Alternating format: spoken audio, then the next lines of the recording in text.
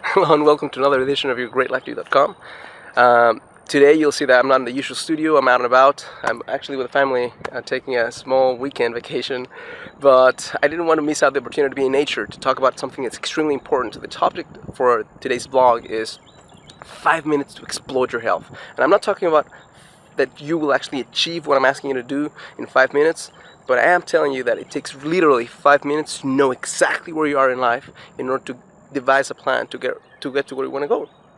And the first thing that I want to talk to you about, since we're on this subject right now of blog posts about being completely honest, is I want you to think about, in terms of 0 means the lowest possible measure in what I'm asking you right now, and 10 is the highest one. Where are you from 0 to 10? So the first question I'm going to ask you right now is, if you were to ask yourself in terms of aliveness and having a surplus of energy, where are you today? 0 means you're dead, 10 means you're jumping up and down. People want to give you Valium to shut you up.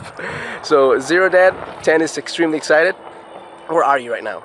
And again, there's no good or bad answer for this. It's just the really important thing is that you are completely honest and you can manage to really tell yourself where you are. Number 2 question that I want to ask you today is, where are you today in terms of weight?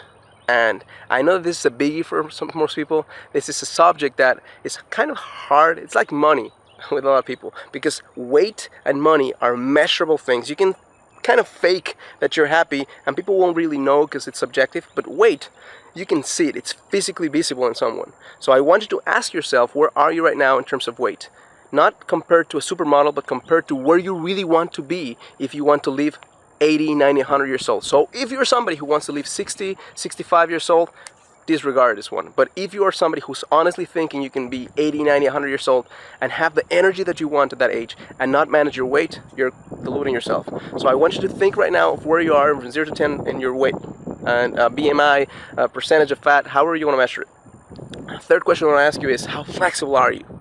I know this is definitely an area that I'm working on right now.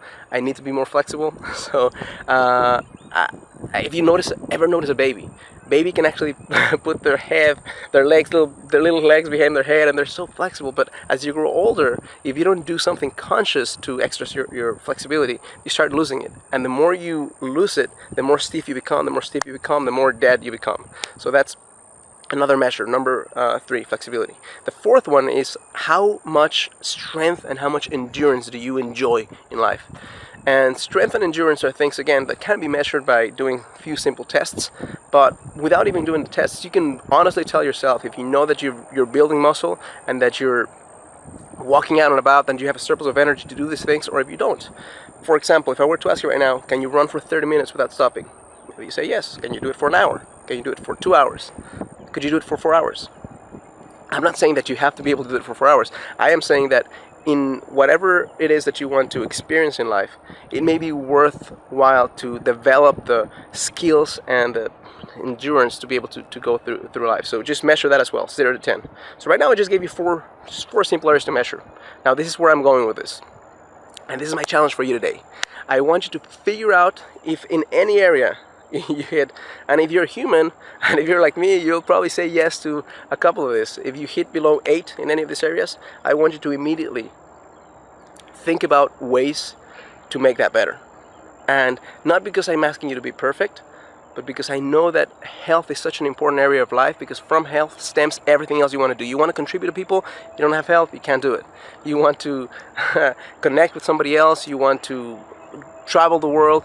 The healthier you are, the more you'll be able to do it from a place of service versus a place of selfishness. Being unhealthy is selfish because you have to focus on yourself. Being healthy, even though it seems like, hey, this guy's going to the gym, he's so selfish. No, you want to make sure that you're strong so there's enough for you to give out to more people.